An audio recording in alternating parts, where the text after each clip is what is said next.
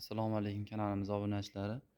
Xo'p, eshigimizni chekkasi nalchkalariga komponentli astarlarni sepdik. Yangicha uslubdagi gullar. Nalishligimiz 1.6 MDFdan eniga 10 cm. Chiroyli qilib sepdik. Xo'p, bu tarafda eshigimiz, romlarimizga ham astarlar sepilgan. Bu tarafda kesaklarni sepdik.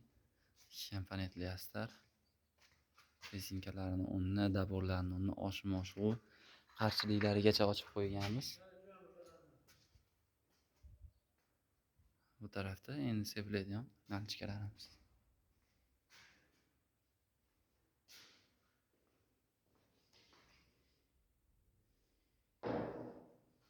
Ishlarimiz xudo xolasa chiroyli qilib qilyapmiz. Kanalimizga kuzatib borlar. Kanalga obuna bo'lishni esdan chiqarmanglar. Like, komment kutib qolamiz.